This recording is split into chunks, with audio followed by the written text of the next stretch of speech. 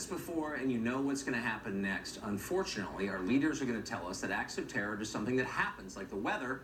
Just accept it and move on. There is nothing you can do, or better yet, just pretend it's not happening all around you. As Katty Kay, the BBC, put it this morning, Europe is, quote, getting used to attacks like this because they have to, because they're never going to be able to totally wipe this out. You hear that a lot, but consider it for a minute. Why is violent terrorism an inevitability in Europe now? Unless you grew up in Northern Ireland or Italy or the Basque Country, terrorism was not a significant hazard a generation or two ago. Ask someone who was alive then. This is new. Something has changed. What is it?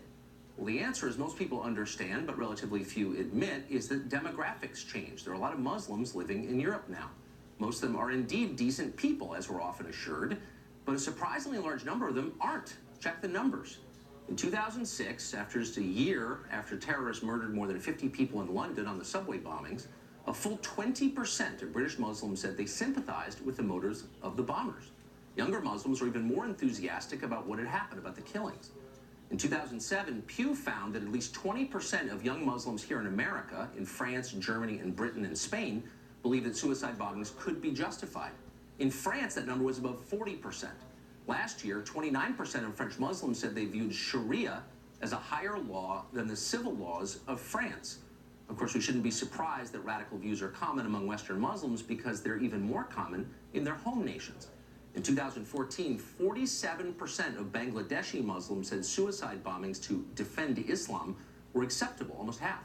A quarter of Egyptians said the same thing. A fifth of Turks and Malaysians agreed. In 2009, 78% of Pakistani Muslims told Pew that people who leave Islam should be killed, murder for apostasy. In Egypt, support for that was 86%, Afghanistan 79%, Bangladesh 44%, Iraq 42%. Well, these are not little places, obscure theocracies in remote regions. They're some of the biggest countries in the Muslim world, and more to the point, they've sent millions of immigrants to the West. We could go on like this for the whole show. There's an awful lot of research on the subject, and all the numbers tell the same story. Why are they being ignored? Now, our leaders like to boast they believe in science, that they let data and hard evidence drive their policies. They are lying, and never more obviously than in this case. They don't want to see the numbers, they actively suppress them. If you really cared about America, you wouldn't want it to become Europe. Dangerous, divided, unstable. You wouldn't import a massive Muslim minority into your country simply because it made you feel open-minded and virtuous, and then hope for the best.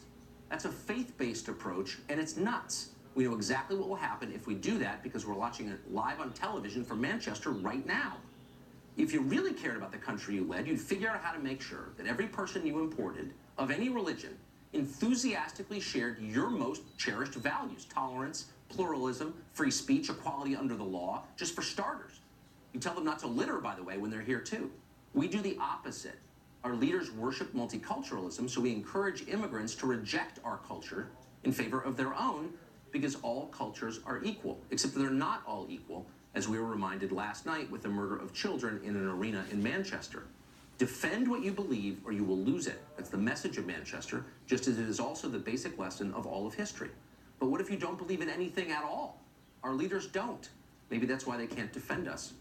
Majid Nawaz is a former Islamic extremist.